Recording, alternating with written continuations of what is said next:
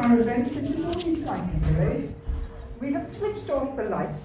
Outside, I've opened all the windows. We have safety regulations. Big sigh of relief. Round of applause. Round of applause. All the extras, I'm starting in a face mask, is for medical reasons. Now, we're within the fire safety regulations, no panic. Tell me about the second screen. Okay, we have a clear line of sight, the emergency exit to the door. I've asked for the windows to be opened. If any of you feels in a draft or has a bad chest, perhaps move seats or look after yourself. But I think that it's very important. Can you hear me? It's very important that we know breathing properly. I've breathing difficulties. I'm sure looking around will not be the only one. So I haven't closed the curtains. We're going to see, I think you can see it very clearly. You're within the fire safety regulation. This is not the motion, it's talking about. You may have opened the windows. If you feel it's stuffy, just the gentleman has come in, and there are no more seats unless Mary Gabriel has one for you. Okay, leave it with Mary. If you feel it's stuffy, we can open the door. If you feel it's stuffy, you can open the windows. But don't let anyone be in discomfort. Gabriel has said that he's prepared to run this film later on. He's more than willing. Equipment is set up. And if anyone has to leave, and there's sufficient interest later. Take the microphone down a bit. Hold the microphone below your body. No. Just below your body. Just the microphone away from the mouth. Okay, how many is the expert? I lecture in college. I'm in a match for medical reasons, don't I? And I want to make sure that you hear Gabriel, and it's not a big film. I am only the warm-up first. So my name is Gabrial. I'm president of the society. I'm going to introduce the film, which our artist for the evening, Gabriel Murray, has very kindly agreed to show to us. I will ask you now at the back of the room to stop talking. I have I can see you. So please stop talking. I'm going to read out, where's my speech? Excuse me. I have Patrick Bergen introducing. Pardon? Patrick Bergen introducing. Who is Patrick Bergen? Sorry, I'm paralyzed. Oh, are you Patrick? No. No, where's Patrick? Oh, I'm delighted to have Patrick. Don't worry about Patrick. Let's get on with it. I think so. Well, here we are. I'm calling on silence at the bottom of the room. I don't wish to be the main core, but could I have...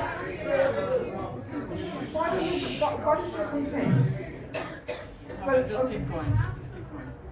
okay, I will read it out to you.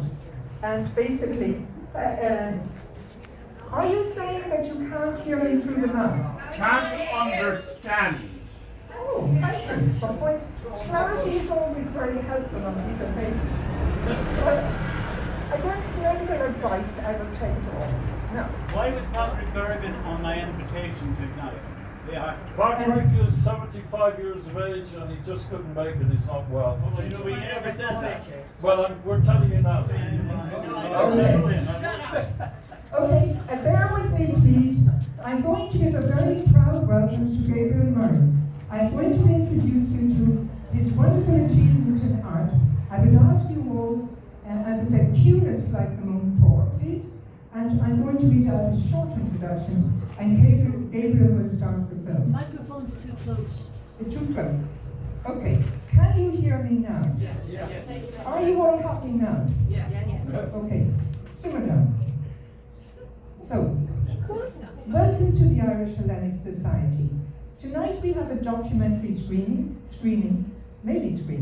on Leonard Cohen, and a book launch. Gabriel Murray is a graduate of National College of Art in Fine Art and a very well achieved artist. Very modest. He also studied film at Gabrial College of Art. He obtained a Master's in History from Dublin City University. He has written many books, historical fiction and non-fiction, on European, Irish history and art history. Can you hear me? Excellent, excellent. Can you hear me at the back? Hold it near your mouth. Hold it away from you. Do you want it up? Do you want it down? Away from your Is this all right? It's fine, it's perfect. It's perfect. Are you sure? Keep going. So I will not delay the film, okay? So Gabriel has written many books, as I've said. He has also published 3 books on Jewish history. He has scripted 12 films, documentaries, and television series. Can you hear me? Yes. Okay. He published a historical novel in Greece entitled The Golden Flame, about the Athens Olympic Games of 1896. In London, he is a member of the Royal Historical Society, the Society of Authors, and the Courtauld Art Institute.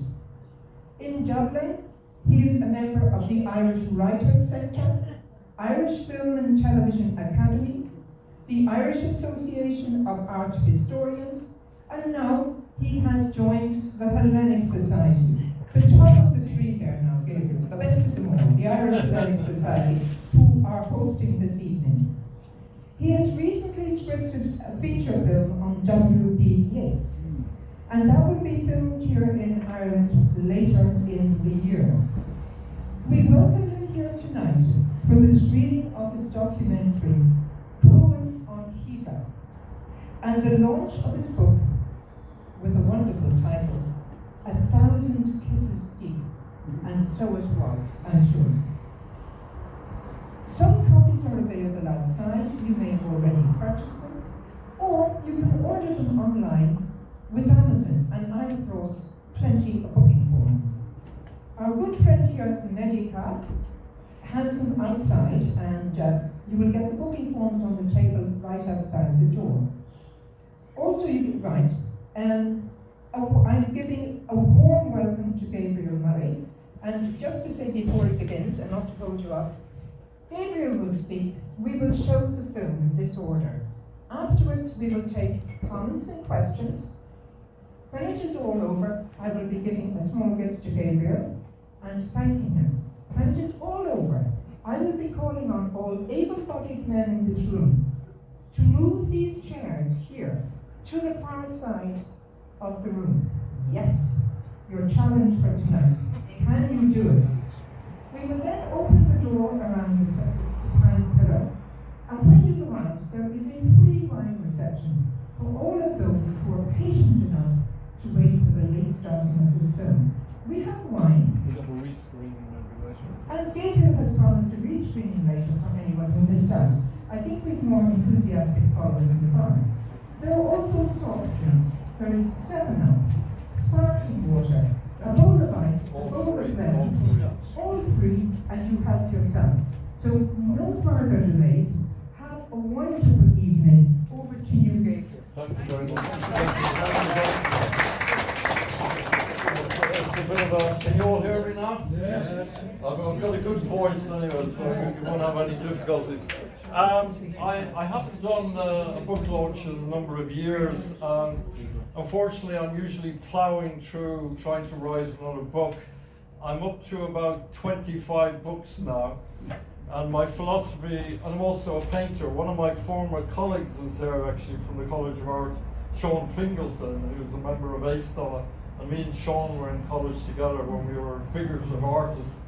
But when I went to London, I branched out into the film game and screenwriting, writing novels, and I partied and socialized all across London. So my whole world just, after living in Ireland, it expanded in England. And then every year now I go to the Cannes Film Festival. and that's where I get my contracts to write scripts. I normally write about 4 or 5 film scripts a year and get one made. At the moment, I've just finished about 4 scripts with various producers in England, some are in Italy, some are in America, and it's like backing a horse. But I do prefer, I've discovered in my later years that I prefer academia. There's nothing like writing a good solid book. Screenplays are all about entertainment. So about 2 years ago I published a book on the Countess of Desert, the most important Jewish woman in Irish history, and that's a 500-page book, and that brought me from Kilkenny, where she set up hospitals and schools, and it turns out that she's originally from Slovakia and Vienna. So, in fact, I've just been in Vienna about 6 weeks ago. I went to the Jewish Museum. I also had the pleasure of going to the ball at the Hofburg Palace, of all places, which was on my bucket list for about 20 years. So I did manage to get to the ball. And I do recommend you, January, February, there's 50 balls in Vienna. If you want to see the last bastion of European high society, there was 1,000 people there in the Hofburg when I was there. But anyway, like everything in life, I do believe very much in chance. I don't really believe in, I've had literary agents, and then sometimes by chance I meet somebody who knows somebody, and I end up on some literary adventure, and that's what's happened in this particular case. I don't have time to go into my other literary adventures, but this particular journey into the world of Leonard Cohen happened when I was about 21. I was actually a student at the College of Art, and I knew Dorothy Walker, who, I don't know if you remember, but Dorothy is now passed away. I think it was 2002. Corbin is her son. He recently had a show in the Solomon. But Dorothy wrote a wonderful book in Louis de Brockie. She also championed Mick Mulcahy. Anyway, one day she said to me, I need some lecturers to explain all this new modernism at the Rosca International Art Show. And I said, well, that's no problem. I'm a figurative artist, but I've studied all the different movements in art. So I got this job lecturing up in Earlsfort Terrace. There were all these extraordinary postmodernists or modernist artists, people like Joseph Beuys, Bryce Marden, Andy Warhol. There's all sorts of people. But one of the men who turned up there was a man called Timothy Hennessy. And Timothy was a rather unusual character. He was born in St. Louis, Missouri, and when he was 21, his aunt left him $12 million. So, like a lot of Americans, you find out with the Astors and even the Churchill family down in Blenheim Palace, the Vanderbilts married into the Churchills. He decided he would go to Europe and find a princess or a countess to marry. And that's what he did. He went to Venice and bought himself a large villa, and he lived a bit like Gustav Klimt. He used to be very much influenced. I don't know if you've ever, if you go to Venice, there's a famous museum in Venice by Fortuny. Fortuny was the important fabric designer in Europe in the 19th century. In fact, when I was in Venice last year, I went to see the Fortuny Museum, which is there today. And a good example of what a Fortuny dress is, if you ever see anybody with hundreds of pleats, like you saw Marlene Dietrich, all these pleats, he was the guy who invented the pleats in Hollywood in the 1930s. But anyway, Hennessy married his countess. He became a count, Count Timothy Hennessy. But what happened was that he had the mother of the countess was found dead in the garden one day with heat stroke. This happened about 40 years ago, and they accused him of neglecting the mother, and he had to leave Venice. The Italian aristocracy asked him to leave Venice, and he lost his villa, and he moved to Hydra. And that's how I met him. He bought a villa. I didn't know he had a villa in Hydra because I said, well, Timothy, I'll be down in Greece sometimes, because I was a bit of a Philhellene, or I was into Greek mythology and Greek history myself. So I was down in Hydra, Greece. I went to Piraeus. I never stayed in Athens. I used to always fly into Athens, get a taxi to Piraeus, then I'd get a boat out to the islands. And in those days, there was no mobile telephones, there was actually sheep on the boats that I was traveling on.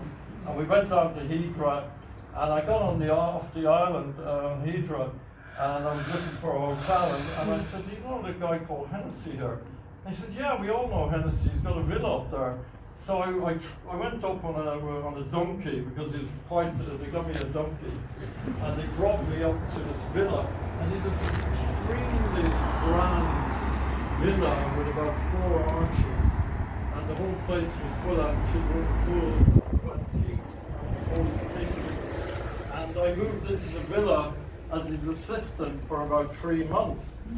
And Hennessy was very much a Victorian.